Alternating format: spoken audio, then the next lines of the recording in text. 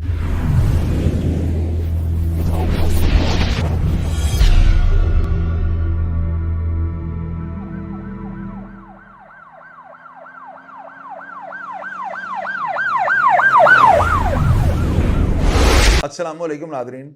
अल्लाह ताला से ये उम्मीद करता हूँ कि अल्लाह ताला ने आपको जहाँ पर भी रखा होगा अपने हिफ्ज़ अमान में रखा होगा। अताए रब्बी का जो है ना पुलिस से मुकाबला कर दिया गया और कल जो है ना गुजरांवाला की सीसीडी जो है ना उसके साथ मुकाबले में ये पार हो गया। इसको मैं पार का लफ्ज़ जो है ना इसलिए कह रहा हूँ कि इसकी दुश्मनी भी थी, लेकिन दुश्मनी में जो है ना इस शख्स से कोई 2, 3, 4 मर्डर ऐसे हुए हैं कि जो जिसकी वजह से जो है ना इसका इमेज पुलिस की नज़र में ये गया कि इसने शूटर और इसने जो है ना इस तरह के क्रिमिनल अपने पास रखे हुए हैं। नाज़रीन, आज से 1 साल पहले जब अताए रब्बी के ऊपर मुकदमा दर्ज होता है ना कि इसने सेशन कोर्ट के अंदर अपने गुजरांवाला में मुखालिफ को कत्ल करवाया है, तो वो एक अजान नाम का लड़का जो था ना मुलजिम, उसको पुलिस ने पकड़ के उस वक्त मार दिया था। अब उसके बाद ना इसने मुझे एक ऑडियो पैगाम भेजा था। उस ऑडियो पैगाम में ये किस तरह से अपने किरदार के बारे में बता रहा है और अपनी दुश्मनी के बारे में बता रहा है और जो साबका मामला चलते आ रहे हैं या जिनमें से ये गुजर रहा था वो सारी बातें इसने शाहिद चौधरी ऑफिशियल पे शेयर की थी। मैं चाहता हूँ सबसे पहले आप इसकी ये ऑडियो सुनें। अस्सलाम वालेकुम जी, शाहिद भाई की हाल चाल है? ठीक ठाक हो? शाहिद भाई मैं ताए रब्बी वलदमरान जुवेद गुजरा तो गल कर रहा वा ਜਿਹੜਾ 29/4/2025 ਨੂੰ ਸੈਸ਼ਨ ਕੋਰਟ ਫੂਆ ਹੋਇਆ ਹੈ। ਉਸ ਕੂਏ ਦੇ ਵਿੱਚ FIR ਮੇਰੇ ਤੇ ਹੋਈ ਹੈ, ਮਸ਼ਵਰਾ ਮੇਰੇ ਤੇ ਪਾਇਆ ਗਿਆ। ਜਨਾਬ 2022 ਦੇ ਵਿੱਚ ਮੇਰਾ ਭਾਈ ਮਰਡਰ ਕੀਤਾ ਗਿਆ ਸੀ। ਅਲੀ ਬੱਟ ਨੇ ਮੇਰੇ ਭਾਈ ਨੂੰ ਕਤਲ ਕੀਤਾ ਸੀ ਨਜਾਇਜ਼। ਸਾਡੇ ਕਾਰਖਾਨੇ ਦੇ ਬਾਹਰ ਆ ਕੇ ਸਾਕਬ ਨੇ ਮੈਨੂੰ ਕਾਲ ਕੀਤੀ ਸੀ ਬਾਹਰ ਆਓ। ਅਸੀਂ ਬਾਹਰ ਗਏ ਆ, ਜਿਹਦਾ ਪੁਲਿਸ ਦੇ ਕੋਲ ਰਿਕਾਰਡ ਵੀ ਇਹ ਕਾਲ ਡਾਟਾ ਵੀ ਰਿਕਾਰਡ ਪੁਲਿਸ ਦੇ ਕੋਲ ਮੌਜੂਦ ਹੈ। ਮੈਂ ਬਾਹਰ ਗਿਆ ਵਾਂ, ਅਲੀ ਨੇ ਮੇਰੇ ਭਾਈ ਤੇ ਫਾਇਰਿੰਗ ਸ਼ੁਰੂ ਕਰਤੀ। ਮੇਰਾ ਭਾਈ ਮੇਰੇ ਨਾਲ ਗਿਆ ਸੀ, ਮੈਂ ਉਹਨੂੰ ਬਚਾਉਣ ਵਾਸਤੇ ਅੱਗੇ ਹੋਇਆ ਵਾਂ ਤੇ ਸਾਕਬ ਨੇ ਪੂਰਾ ਬ੍ਰੈਸਟ ਮੈਨੂੰ ਮਾਰਿਆ, ਜਿਹੜਾ ਮੇਰੇ ਪੇਟ ਦੇ ਵਿੱਚ ਲੱਗਾ।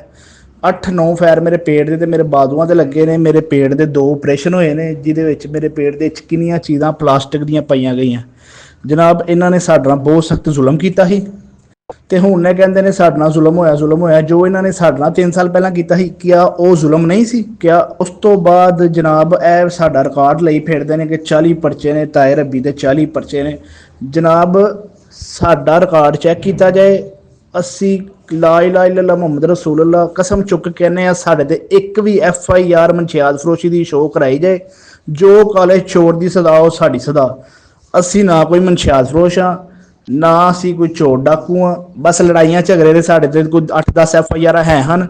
ਉਸ ਤੋਂ ਬਾਅਦ ਸਾਡੀ ਇਹਨਾਂ ਨਾਲ ਥੋੜੀ ਜਿਹੀ ਰੰਜਿਸ਼ ਚੱਲਦੀ ਪਈ ਸੀ ਕੋਈ 5-7 ਸਾਲਾਂ ਤੋਂ। ਇਹਨਾਂ ਦੇ ਵਾਲਦ ਸਾਹਿਬ ਨੇ ਸਾਡੇ ਨਾਲ ਪੁਲਿਸ ਨਾਲ ਮਿਲੀ ਭਗਤ ਕਰਕੇ ਸਾਡੇ ਤੇ ਕੋਈ 5-7 FIR ਚੋਰੀ ਦੀਆਂ ਡਕੈਤੀ ਦੀਆਂ ਕਰਾ ਛੱਡੀਆਂ, ਠੀਕ ਹੈ, ਜਿਹਦੇ ਵਿੱਚ ਕਈਆਂ ਦੇ ਬਿਆਨ ਹੋਏ ਨੇ, ਕਈ ਡਿਸਚਾਰਜ ਹੋਏ ਨੇ। ਤੇ ਜਨਾਬ ਇਹਨਾਂ ਦਾ ਆਪਣਾ ਰਿਕਾਰਡ ਚੈੱਕ ਕੀਤਾ ਜਾਏ, ਇਹਨਾਂ ਦੇ ਆਪਣੀਆਂ ਕਿੰਨੀਆਂ ਜੂਏ ਦੀਆਂ, ਬੱਤੇਖੋਰੀ ਦੀਆਂ ਤੇ ਨਜਾਇਜ਼ ਫਰੋਸ਼ੀ ਦੀਆਂ ਤੇ ਡਕੈਤੀਆਂ ਦੀ FIR ਨੇ।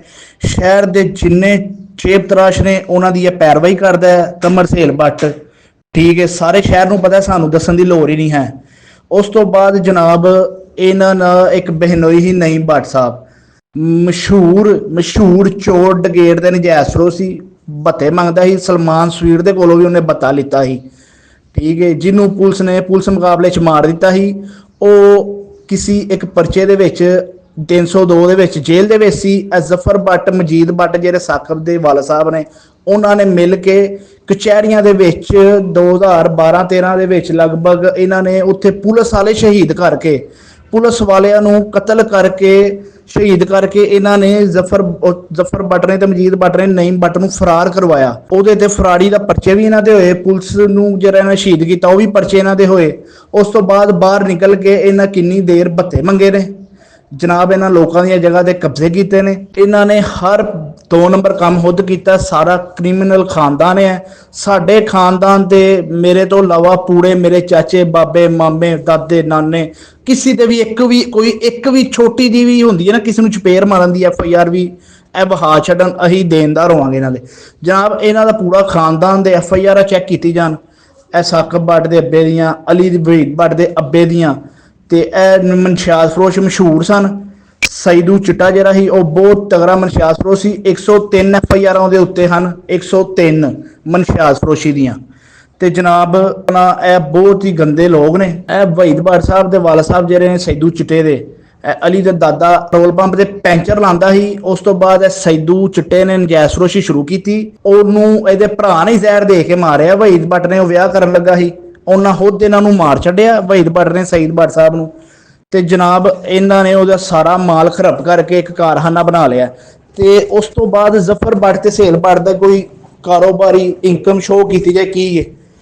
ਇਹ ਖੁਦ ਚੋਟ ਗੇਟ ਨਜਾਇਜ਼ ਕੋਸ਼ ਖੁਦ ਨੇ ਤੇ ਸਾਨੂੰ ਬਦਨਾਮ ਕਰਦੇ ਪਏ ਨੇ ਜਨਾਬ। ਇਹ ਖੁਦ 2 ਨੰਬਰ ਕ੍ਰਿਮੀਨਲ ਲੋਕ ਨੇ, ਸਾਨੂੰ ਬਸ ਬਦਨਾਮ ਕੀਤਾ ਜਾ ਰਿਹਾ।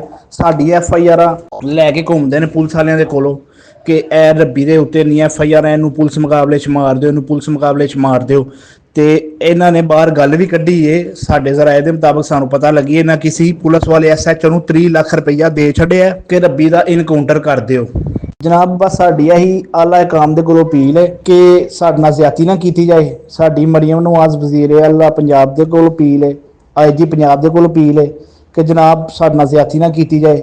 ਐਸ ਪੈਸੇ ਦਿੰਦੇ ਫਿਰਦੇ ਨੇ ਪੁਲਿਸ ਵਾਲਿਆਂ ਨੂੰ ਕਿ ਰੱਬੀ ਦਾ ਇਨਕਾਊਂਟਰ ਕਰ ਦਿਓ, ਉਹਦੇ ਭਾਈ ਛੋਟੇ ਸ਼ਾਨੇ ਰੱਬੀ ਨੂੰ ਕਿ 5-7-10 ਸਾਲ ਵਾਸਤੇ ਜੇਲ੍ਹ ਦੇ ਵਿੱਚ ਤੋੜ ਦਿਓ। ਜਨਾਬ ਸਾਡੇ ਛੋਟੇ ਛੋਟੇ ਬੱਚੇ ਨੇ, ਸਾਡੇ ਨਾਲ ਇਨਸਾਫ ਕੀਤਾ ਜਾਏ, ਠੀਕ ਹੈ। ਜਿੰਨਾ ਸਾਡਾ ਸਜ਼ਾ ਬਣਦੀ, ਜੁਰਮ ਬਣਦਾ, ਅਸੀਂ ਭੁਗਤਣ ਲਈ ਤਿਆਰ ਹਾਂ। ਤੇ ਲੇਕਿਨ ਸਾਡਾ ਰਿਕਾਰਡ ਨਾ ਵੇਖਿਆ ਜਾਏ, ਇੱਕ ਵਾਰੀ ਇਹਨਾਂ ਦਾ ਵੀ ਸਾਰੇ ਖਾਨਦਾਨ ਦਾ ਰਿਕਾਰਡ ਚੈੱਕ ਕੀਤਾ ਜਾਏ ਕਿ ਇਹ ਕੀ ਨੇ। ਬਸ ਸਾਡੀ ਇੰਨੀ ਕੋਈ ਗੁਜ਼ਾਰਿਸ਼ ਹੈ ਆਲਾ ਇਕਾਮ ਦੇ ਕੋਲੋਂ ਜੀ, ਮਿਹਰਬਾਨੀ ਸ਼ਾਹਦ ਭਾਈ ਨਾਲ ਇੱਕ ਗੱਲ ਯਾਦ ਆਈ, ਤੁਸੀਂ ਗੱਲ ਕੀਤੀ ਸੀ ਕਿ ਭਾਈ ਬਰਸੀਲਾ ਬੱਟ ਜਿਹੜੀ ਖਤੂਨ ਹੈ ਮੂੰਹ ਦੀ ਬੜੀ ਵਰਾਛੀ ਏ, ਗੰਦੀ ਏ, ਭਾਈ ਹੈ ਇਹ ਉਹ। ਲਾ ਇਲਾਹਾ ਇਲੱਲ੍ਲਾਹ ਮੁਹੰਮਦ ਰਸੂਲੁल्लाह। ਸਾਡੀ ਵਾਲਦਾ ਨੂੰ ਇਹ ਗੱਲ ਦਾ ਪਤਾ ਵੀ ਨਹੀਂ ਕਿ ਇਹਨਾਂ ਵਕੂਆ ਕਰਨਾ ਹੈ ਜਾਂ ਹੋਇਆ ਹੈ। ਇਹ ਜਿਸ ਤਰ੍ਹਾਂ ਵੀ ਹੋਇਆ ਬਸ ਅਸੀਂ ਜਾਣਦੇ ਹਾਂ, ਸਾਡਾ ਰੱਬ ਜਾਣਦਾ। ਇਹਨਾਂ ਸਾਨੂੰ ਬਹੁਤ ਹੀ ਮਜਬੂਰ ਕੀਤਾ। ਇਹਨਾਂ ਦੀਆਂ ਟਿਕਟੋਕਾਂ ਤੁਸੀਂ ਵੇਖ ਲਓ, ਠੀਕ ਹੈ। King of Gujranwala, king of Punjab ਦੇ ਨਾਂ ਤੋਂ ਇਹਨਾਂ ਦੀਆਂ ਟਿਕਟੋਕਾਂ ਨੇ। ਗਾਲਾਂ ਲਿਖ ਕੇ ਸਾਨੂੰ ਜਨਾਬ ਤੈਸ਼ ਦਵਾਇਆ ਜਾਂਦਾ ਸੀ, ਠੀਕ ਹੈ। ਉਸ ਤੋਂ ਬਾਅਦ ਸਾਡੀ ਵਾਲਦਾ 3 ਸਾਲਾਂ ਤੋਂ ਸਾਨੂੰ ਇਹੀ ਕਹਿੰਦੇ ਪਏ ਹਨ ਵੀ ਸੁਲ੍ਹਾ ਕਰ ਲਓ, ਛੋਟੇ ਛੋਟੇ ਬੱਚੇ ਨੇ, ਸੁਲ੍ਹਾ ਕਰ ਲਓ, ਸੁਲ੍ਹਾ ਕਰ ਲਓ। ਲੇਕਿਨ ਸ਼ਾਹਦ ਭਾਈ ਸਾਨੂੰ ਬਹੁਤ ਮਜਬੂਰ ਕੀਤਾ ਗਿਆ ਸੀ, ਠੀਕ ਹੈ। ਤੇ ਸਾਡੀ ਆਲਾ ਇਕਾਮ ਦੇ ਕੋਲੋਂ ਗੁਜ਼ਾਰਿਸ਼ ਹੈ ਕਿ ਸਾਡੇ ਨਾਲ इंसाफ किया जाए। आपने इस ऑडियो को सुना है? इस ऑडियो के अंदर अताए रब्बी जो 2 दिन पहले पुलिस मुकाबले में मार दिया गया है, ये अपनी ही जुबान के अंदर जो है ना किस तरह से अपनी सारी कहानी सुना रहा है। आप लोग कमेंट बॉक्स में लाजमी ये लिखिएगा कि इसने जो बातें की हैं वो दुरुस्त थी या गलत थी। और मैं तो ये कहूँगा कि जो बंदा भी इश्तिहारी है ना वो CCD से नहीं बच सकता। CCD जो है इसके पीछे थी। अब CCD को इन्फॉर्मेशन मिल जाती है तो उसके ऊपर काम शुरू कर देते हैं। और आपको पता है वो ऑपरेशनल फोर्स नहीं है, उन्होंने सिर्फ अपने टास्क को हिट करना होता है। अपने टारगेट पे जाकर उन्होंने जो है ना उन्होंने वहाँ पे बमबारी करनी होती है, वहाँ पे जाकर सारा कुछ करना होता है। तो ये अताए रब्बी के ये पीछे थे। इनके पास ये इन्फॉर्मेशन थी कि ये सियालकोट के इलाके में कहीं पनाह लिए बैठा है। पुलिस वहाँ सियालकोट में भी रेडें करती है और इसी तरह दूसरे अजला में भी जो है ना इसके चक्कर में रेड करती है। ये इश्तिहारी हो चुका हुआ था और पुलिस जो है ना इसके ताकुब में थी। अब पुलिस के ये हथे चढ़ जाता है और पुलिस वाले जो है ना मुकाबले में इसको पार कर देते हैं। अब इसका एक भाई जो है ना उसका नाम है शान रब्बी है, इस तरह का नाम है उसका। उसके पीछे भी पुलिस या पड़ी है। कुछ लोग ये कह रहे हैं कि वो पकड़ा गया है। अभी ये बात कन्फर्म हुई, जो ही ये बात कन्फर्म हुई ये सारी बातें मैं आपसे शेयर करूंगा। नाज़रीन आप नीचे लाजमी लिखा करें कि CCD के ये जो इक़दाम हैं क्या ये दुरुस्त हैं? क्या CCD को अपनी स्पीड और तेज़ करनी चाहिए या एक गियर कम कर लेना चाहिए? ये सारी बातें जो है ना आप कमेंट बॉक्स में लाजमी लिखा करें। मेरे कमेंट बॉक्स को अदारे रीड करते हैं और आपको इस चीज़ का अंदाज़ा होना चाहिए कमेंट बॉक्स एक ऐसी पावरफुल चीज़ होती है, ये इंसान को हौसला अफजाई और ताकत देती है। तो लाजमी कमेंट बॉक्स में लिखा करें कि आपको CCD के इक़दाम कैसे लगते हैं और मैं हमेशा की तरह आपको रिप्लाई करने की कोशिश करूंगा। अपना ढेर सारा ख्याल रखिएगा जी। पाकिस्तान जिंदाबाद।